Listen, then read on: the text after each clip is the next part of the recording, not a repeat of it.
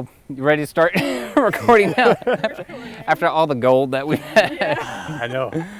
Hey y'all, welcome back to Homesteading in the City. I'm Zach, and today we are out at Samoja Homestead with Cass and Jeremy. April came out with me. Today we're not in the city, but we're going to be learning some stuff from them about how you can apply it to whether you live in an apartment or a little suburban lot. What they're doing out here on what, 10 acres? 5 acres? 5 acres. Utilizing one. Yeah. Utilizing 5 acres total. So we'll see how we can learn from them about doing things better on a smaller scale.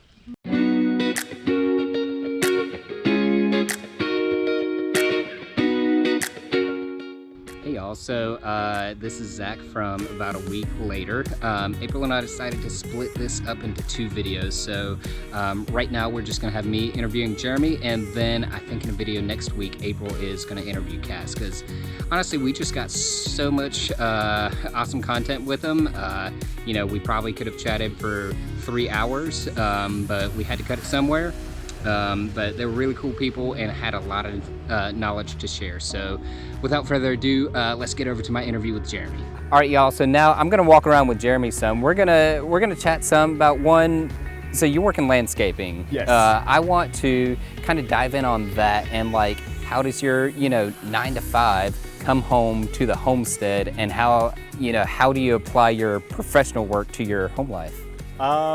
Yeah, that's a really good question, because there's a lot of it, as we're going to kind of get into, that really contradicts itself. Because we don't kill off all of our weeds out here, but in landscaping, like, that's, the weeds are the enemy. But no, it really is a great, just kind of end of the day decompression. I love coming home, because I'll usually, especially once we hit the summertime, we'll just like come home before I even go inside, like just kind of stroll through the garden or out here or whatever, just because it's peaceful. And then the other side of that is blending, like the whole design aspect and being able to bring that in, which we started it, like, I regret this, we started it probably a little bit too late, but now we really are trying to push everything that we do out here, implementing design into it, because, I mean, that's what you can do. You can create a great space that provides food and is sustainable, but still have that design aspect of it and create beauty in that. So it doesn't have to be all ornamental plants. Yeah, and so you said you felt like you started a little late. I'm sure a lot of people watching, they've probably been living in their houses for a few years. They've got, existing conventional landscaping in the area. Yeah. Like, if they're starting from scratch, what would you say, are some of the top 3 things that you might think about as they're trying to make that conversion? What are some of the long-term things that you need to think about now before you start, so you don't come 5 years down the road and be like, I wish I had started that differently? That's a really good question. I would say, so one of the easiest things is start swapping out, if you've got like perennials or even annual space that you like to plant in, start swapping that out and putting in more of your like edible type stuff, because there are pretty looking edible things out there, cabbages and stuff like that. Some of the ornamental ones probably not the best to actually eat, but I mean, things like that can be used to replace like your annual plantings and pots and stuff.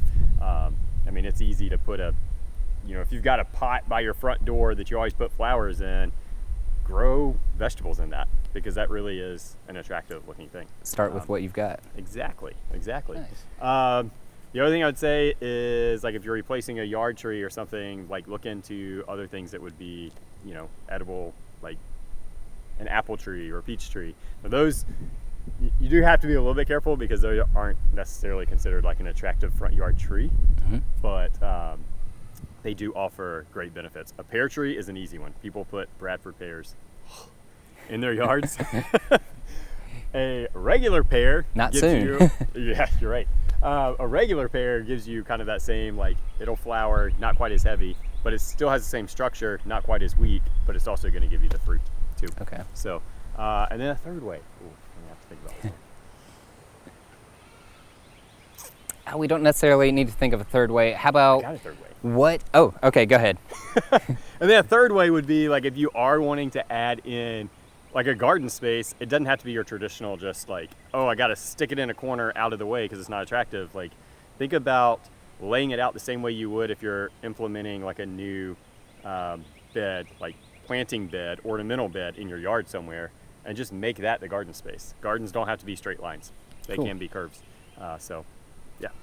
What would you say is one area where if I mess up, it's okay, I can easily correct it, and what's one area where if I mess up, it's going to be really hard to correct it, so make sure I get it right the first time? Yeah, that's an easy one. Any of your annual plantings, so your seasonal vegetable stuff, seasonal food stuff, that's easy.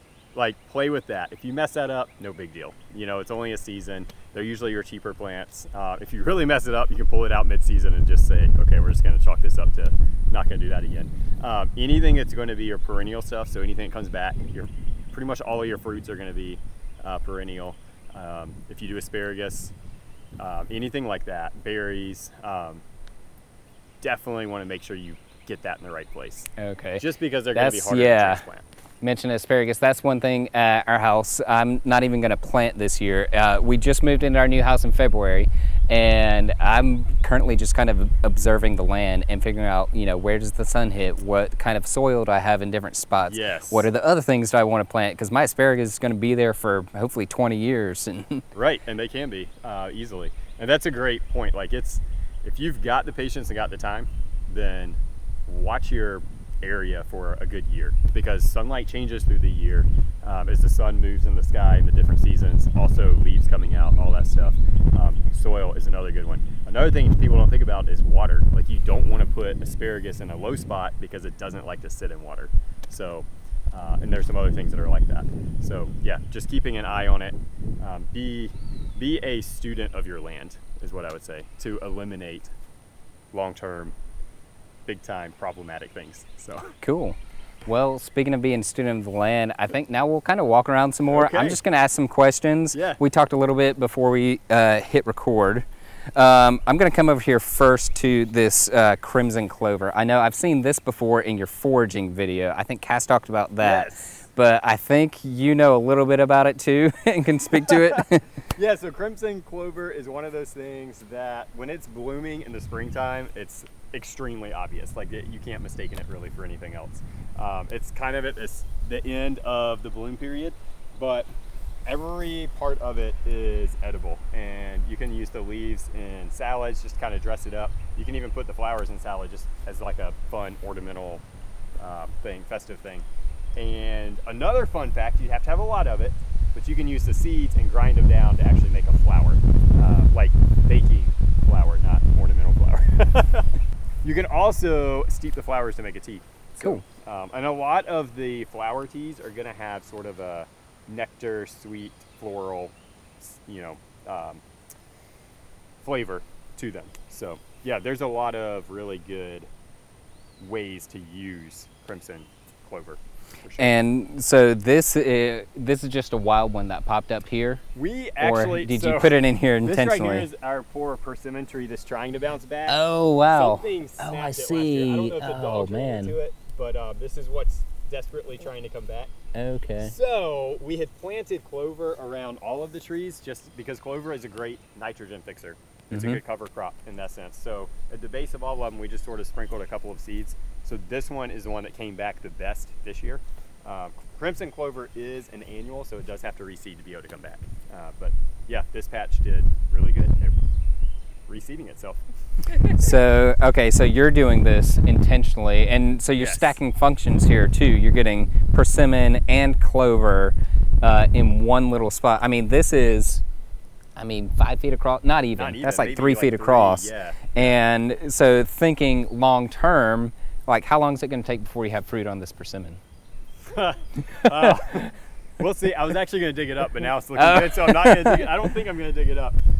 We did get one persimmon on it the first year it was in, and then last year, talking about mistakes, I pruned it at the wrong time. Oh no! I thought it was like just like all other fruit trees. Come to find out after the fact, it's not, and so we didn't get anything on it, and then it broke. So it will probably be, if I had to guess, another probably 2 years before we get fruit, because it's got to come back up, rebound, and get strong again to be able to produce it.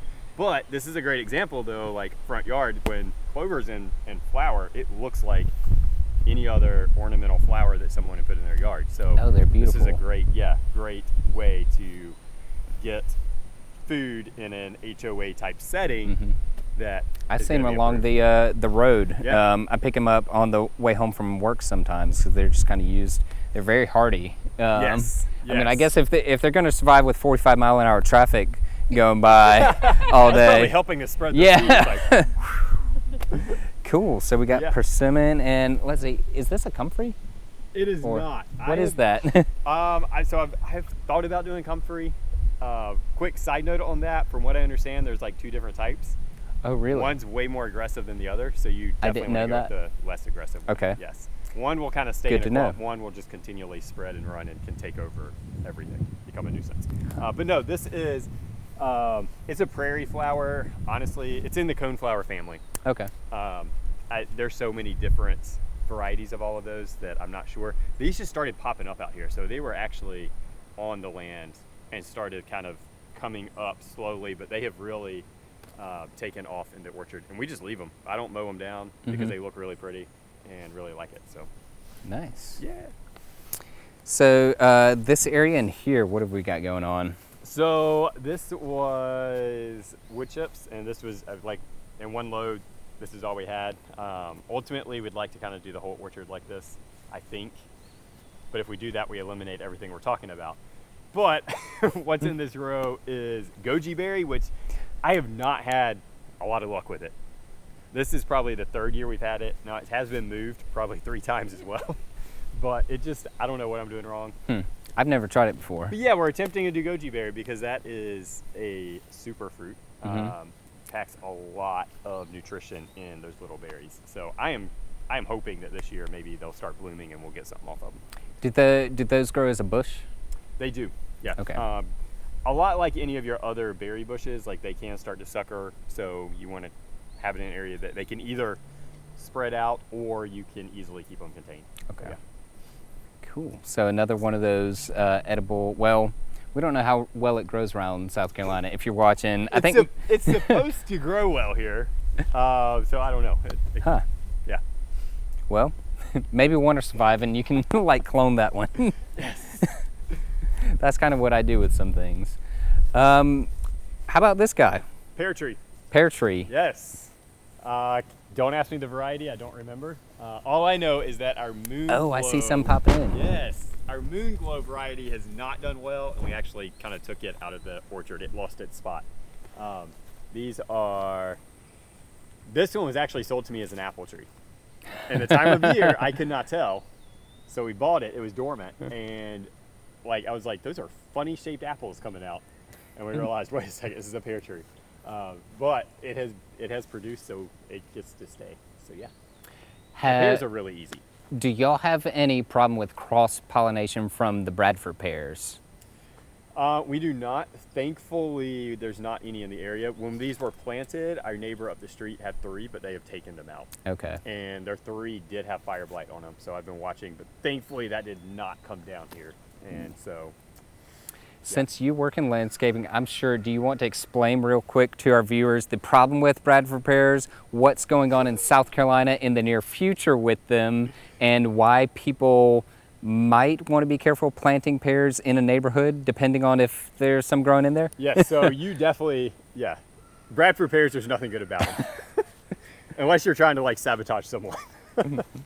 But yeah, so originally they were bred as a sterile ornamental pear tree, and they were sterile, so they couldn't spread. Well, nature does what nature does, and cross-pollination started happening, and they started becoming producing viable fruit, not edible, but they started reseeding themselves. Nature everywhere finds a way. Nature finds a way. Yes, to quote a great movie. So yeah, and from what I understand, I think that if it's not already, it will soon be basically outlawed and not able to be sold here, which is great. I think there is 2024 a pear that is supposed to be that's now the one that you can buy in nurseries. I'm still very skeptical of it. It's basically just a modified version of the Bradford pear. So Guess we'll have to see how that works out. Yeah. And is that another one over That's there? another one. Okay. Same story. Thought you were getting 2 apple No, trees? that one. So we only wanted 2 pear trees because they are prolific producers, and so like 2 was going to be more than enough for our family. I wanted 2 just for cross pollination. This is actually the moon glow.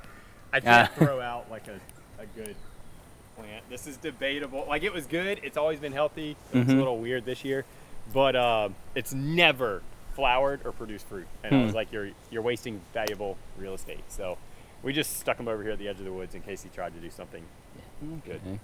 You gonna use it for cuttings any, or? We will probably just, if it continues to survive, yeah, we'll use it for rabbit food. Most fruit wood is really good for rabbits, and they really like to chew on it. So, Didn't know that. Yeah. Yeah. So this will just become probably just a forage provider for our rabbits. Nice. Let's see, there's some wild muscadine We got growing around in muscadines. here. Got lots of Recognize muscadines them. being, a blackberries. wooded area in South Carolina. Yeah. Which you can forage for those and use the leaves. They have a lot of, I think it's antioxidants in the leaves. So it's a great forage plant for sure. Awesome. And they're easy to find. Cool. Right. So are we making different rows in the orchard here, or what's going on? We are. So this is one thing as a designer that this is kind of what I'm like, man, we could have done so much more with this. So we did originally lay this out as just your traditional gridded orchard. So everything is planted on a grid, which still works. We're actually getting creative with it and mixing it up. We are slowly kind of moving towards doing more of a food forest idea with it. And so that's, these rows, these are all raspberries through here. Cool. Again, can't remember the variety. It is a variety that does well in South Carolina. Raspberries are really hit or miss with humidity. These did great last summer. It was the first summer they were in the ground, but did really well. They're supposed to be a really hardy variety that's going to stand up to that humidity and not be as prone to the diseases that come with it. So, yeah. I know we got a lot along the greenways in Cayce. We got blackberry, dewberry, raspberry, all the berries. So wild raspberry or black raspberry does great here. Too good. It's considered a weed. That is what most people will call them blackberries. But anytime you see more of a vining type blackberry, usually they're growing up in bushes, kind of laying across the top of them. That is actually a raspberry variety, and it's a black raspberry. So, fun fact. Now we know. Yes. Learning a lot of stuff. All right, how about this guy here? Do you remember which one this was? Apricot. We're gonna call it an apricot tree. Apricot. Apricot. I think that's right. Yes. So yeah, it died, so it's got a funky, like one branch, so it's got a funky little shape to it. But we grafted one of its cuttings. We just grafted it back onto the tree. In okay, we're trying to kind of even it out. Yeah, just Interesting. balance, so that as it does grow, weight-wise, it's a little bit more balanced. I've never even thought of that. Yeah. Which, when we get over to the peach tree, I grafted one of his branches onto a peach tree, which actually took. So I'm excited about that. Oh, cool. Yeah. But this is its first real year being in the ground, so it put off a couple of flowers, but it's not. We're not letting it go to fruit or anything this year. It needs to get more established. So you would pick those flowers off before letting them fruit? Well, no, I just how's wait that to see work? if it fruits, and then I just flick the fruit off. Okay. Yeah. Because that'll take energy Yeah, as it's trying to grow. Anything that puts off fruit, whether it's edible fruit or not, like that zaps so much energy out of a plant. And so when you put in something in the ground, that first year, you really want to keep all fruit from. So even if staying I go on to there, that nursery, I'm really excited to get Because it's my new plum tree, loaded. and I got 3 Yes. plums. You're saying I shouldn't eat those? You should, yeah, remove them because you want that energy. It's one of those things like Yeah. the long-term reward will be worth it. You want it to just be able to spend all its energy into getting established, roots out, growth, and all that stuff. Those first. It's like the marshmallow test. Yes. Oh yes, this is what we got a ton of as well on the. Yes. So these are wild blackberries. Recognize the blackberries are going to be more of that shrubby looking one. They're all over out here, so we just took advantage of that and started just kind of cultivating them in a row. So do really you well. brought these in from other parts of the property? They were actually And- there's a huge clump here, Okay. and rather we took out the clump and planted them in a line just to make it easier. Mm-hmm. The clump was great. It's really painful when you're Yeah. trying to reach in there to get, perfect blackberry that's like all the way in the middle, and you're like, ow, ow, ow. Because these are wild, they do have the thorns. Anything that you buy is going to be thornless. But Yeah, I've got wild dewberry. It was completely overgrowing, like the path on the side of our house. Okay. And it kind of hurt, but I just had to take it all out because it was just flat, and I'm going to try to get it to grow up along some of the fence line there. Yeah. Like you said, you can't be reaching through through thorns and stuff. It hurts. But, It hurts, but it's a labor of love for sure. Yeah. to get these things. So is this the same variety as It this? is. This is just like one of them that has shot up this year. Okay. Blackberries will fruit on second year wood. Gotcha. So this is first year. So this is just like super vigorous. It's just putting it up. Probably should come out here and cut that, but I mean these things are so hardy that the energy that it's expending to try to shoot that up, it's not taken away from anything. So yeah, all this is second wood growth out here that's putting the berries on. What kind of what level of maintenance do you have on this? Like now that you've already got it kind of like spread out and how you want it, just to keep it kind of like this. Definitely mow down the sides because I mean it's popping up all over out here, and so it would go back to a huge clump if we let it. And then anything that's like, I call them the arms that start reaching out. If they get too long, I'll just cut them. But really, that's it. So pretty much just like trim it back like any hedge. Yep. And you can really beat it turn up. these into a hedge. I mean, if you really got a neighbor that you don't like because they're thorny, or that maybe you really like and you're offering them, you're giving them food on the other side. I don't know. But yeah, these things take to hedging really well. You may be sacrificing fruit by doing that, but yeah. Hey, if someone's got a hedge with no fruit, no. Exactly. Some's better than none. Exactly. That's the great thing about doing anything that's wild and native is, I mean, you just take so much maintenance out of it because it's already adapted to this area. You don't have to worry about pest or disease or anything like that. Now, the little June bugs, Japanese beetles, love it, but it doesn't do anything. They just eat the leaves. It doesn't stress the plant out too much or anything like that. It rebounds just fine. So what's kind of the balance that you have here for the long-term stuff as far as native versus exotic? Ooh, like in the orchard? Yeah, and like your food forest plans. Yeah. We try to do as much native as we can, but I mean, our ultimate goal is to grow food. And so I'm not going to say like, oh, well, that's been brought over. I mean, if it's food and we like it, we're going to use it. So, but anything it just goes back to anything that's native is going to be easier and more hands-off. So anytime that we can do that or use varieties that are from this area, then we're going to do that. Cool. So just looking around, like right where we're standing, looks like it could about be anyone's yard. Just this small section. Yeah. This could be like if I just quit mowing for the summer and then have my blackberry plants, let them grow up, and have a little tree. This could be in like any neighborhood. Oh yeah, easily. In front of a house. Yes. And we've got what?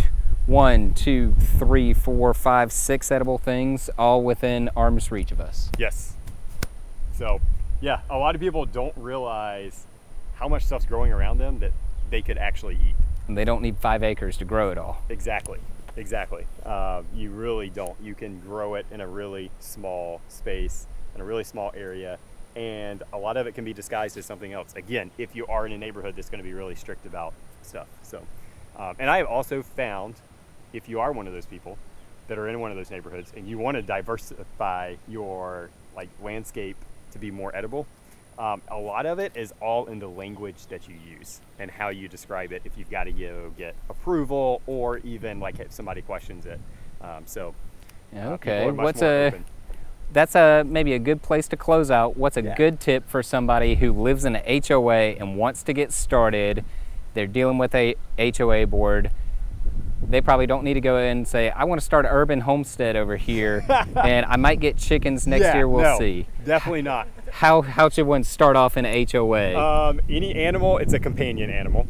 If you can get a doctor to write you a prescription for that, then you're good. The HOA Emotional support chickens, exactly, pet rabbits, and people have them as emotional support animals, so it is a legit thing.